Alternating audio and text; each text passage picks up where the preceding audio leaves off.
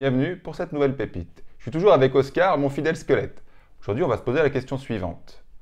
Lors d'un mouvement de triple flexion, genre squat, imagine que tu as un problème de mobilité. D'ailleurs, imagine pas, c'est souvent le cas. On a souvent des problèmes de mobilité pour aller dans les angles très bas. Si tu rencontres ce problème de mobilité, tu vas te poser la question suivante.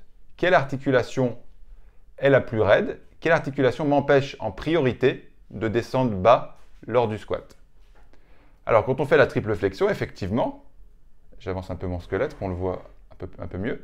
Quand on fait la triple flexion, c'est vrai que ça peut venir de la cheville, tu manques de flexion dorsale, donc le genou ne peut pas avancer et donc fatalement tu ne peux pas descendre, sinon tu tombes. Ça peut venir de la hanche aussi. Il peut y avoir d'autres causes, mais simplifions et parlons aujourd'hui que de la hanche et de la cheville.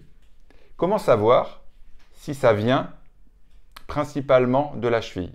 Je vais vous donner un petit tips assez facile à réaliser. Vous mettez au squat, par exemple, si c'est ça le problème, vous mettez à l'angle le plus bas possible, où toute la technique est clean, mais c'est l'angle le plus profond que vous pouvez faire. En dessous, vous dégradez la technique ou vous tombez.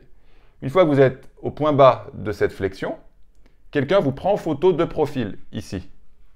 Ou là, hein, peu importe, mais enfin, il faut voir l'angle de la cheville et du genou. Donc, il vous a pris en photo. Clac! Ensuite, vous tracez un trait sur la photo entre le bout du genou et vous tracez un trait avec la perpendiculaire qui va au sol.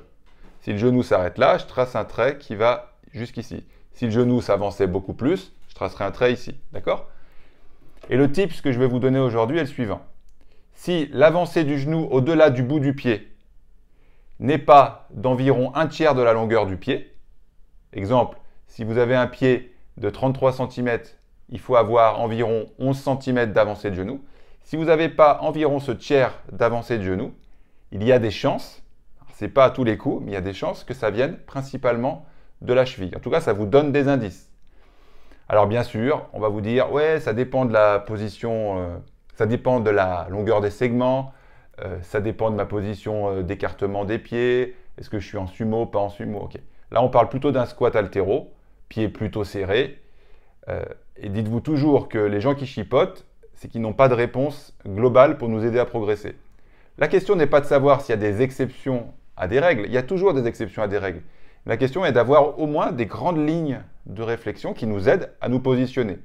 Donc, en moyenne, si vous n'avez pas un tiers d'avancée de genou au-delà du bout du pied au point bas du squat, il y a des chances que ça provienne d'un manque de flexion dorsale de la cheville et vous gagnerez de l'amplitude en gagnant de l'amplitude d'avancée de genou, c'est-à-dire de flexion dorsale. Donc je résume, si vous n'avez pas un tiers d'avancée de genou au-delà du bout du pied, ça provient sûrement d'une raideur en flexion dorsale de la cheville. Et pour continuer à progresser au squat, à progresser en amplitude, en mobilité au squat, vous allez sûrement avoir des gains en progressant en flexion dorsale de la cheville.